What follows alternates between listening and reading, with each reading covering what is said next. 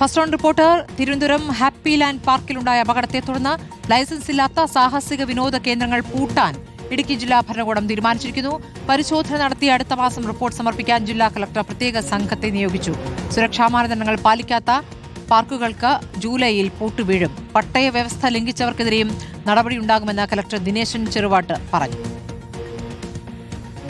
എല്ലാ സുരക്ഷാ മാനദണ്ഡങ്ങളും പാലിച്ചുകൊണ്ട് മാത്രമേ അഡ്വഞ്ചർ ടൂറിസം ആക്ടിവിറ്റീസ് ജില്ലയിൽ നടത്താൻ പറ്റൂ എന്നുള്ള കാര്യത്തിൽ എന്തായാലും നമ്മളൊരു കർശനമായ നിലപാടെടുക്കും. പോലീസിൽ നിന്നും കൂടെ റിപ്പോർട്ട് തേടിയിരുന്നു. പോലീസിൻ്റെ റിപ്പോർട്ട് നമുക്ക് കിട്ടിയിട്ടുണ്ട്. അവർ കുറേ ഇതുപോലെ ചില മാനദണ്ഡങ്ങൾ പാലിക്കാത്ത സ്ഥാപനങ്ങൾക്ക് റിപ്പോർട്ട് ചെയ്തിട്ടുണ്ട്. അതും നമ്മുടെ ടെക്നിക്കൽ കമ്മിറ്റിയുടെ റിപ്പോർട്ടും ഈ ജൂണിൽ തന്നെ ലഭ്യമാക്കി ജൂലൈയോടും കൂടിയിട്ട് കൃത്യമായ നടപടികൾ സ്വീകരിക്കാനാണ് പ്ലാൻ ചെയ്തിരിക്കുന്നത്. റെഡ് സോണിൽ ഓറഞ്ച് സോണിൽ വിട്ട പ്രദേശത്ത് വളരെ ഹെവി മെഷീനറിയോ ഒക്കെ സ്ഥാപിച്ചിട്ടുള്ള അഡ്വഞ്ചർ ടൂറിസം പരിപാടികൾ നമുക്ക് അനുവദിക്കാൻ പറ്റില്ല.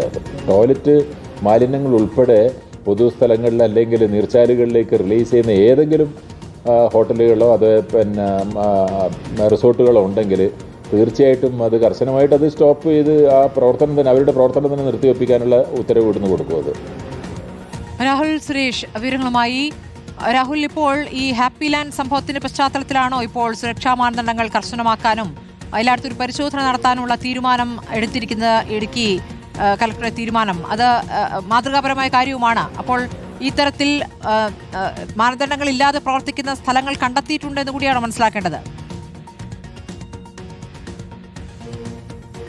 സ്മൃതി, നേരത്തെ ആനച്ചാലിൽ പ്രവർത്തിച്ചിരുന്ന സ്കൈ ഡൈനിങ് സ്ഥാപനത്തിൽ അപകടം ഉണ്ടാവുകയും 4ലധികം ആളുകൾ കുടുങ്ങിക്കിടക്കുകയും ചെയ്തത് വലിയ രീതിയിൽ ചർച്ചയായതാണ്. അന്ന് തന്നെ ജില്ലാ കളക്ടറുടെ നേതൃത്വത്തിലുള്ള സംഘം പ്രത്യേക സംഘത്തെ രൂപീകരിക്കുകയും അന്വേഷണം ഈ സാഹസിക വിനോദങ്ങൾ കേന്ദ്രീകരിച്ച് അന്വേഷണം ആരംഭിക്കുകയും ചെയ്തതാണ്. പക്ഷേ തദ്ദേശ നിയമസഭാ തെരഞ്ഞെടുപ്പുകളും SIRന്റെ ഡ്യൂട്ടിയും വന്നത് ഈ സർക്കാർ ഉദ്യോഗസ്ഥർക്ക് ഈ പരിശോധനകൾ നടത്തുന്നതിന് ഒരു വെല്ലുവിളിയായി വന്നിരുന്നു. പക്ഷേ കഴിഞ്ഞ ദിവസം തിരുവനന്തപുരത്ത് ഒരു സാഹസിക വിനോദ കേന്ദ്രത്തിൽ അപകടം നടന്ന് നമ്മൾ കണ്ടതാണ്. അതിൻ്റെ പശ്ചാത്തലത്തിൽ കൂടിയാണ് ഇടുക്കി ജില്ലയിലെ സാഹസിക വിനോദ കേന്ദ്രങ്ങളിൽ പരിശോധന കർശനമാക്കാൻ ഇപ്പോൾ തീരുമാനിച്ചിരിക്കുന്നത്.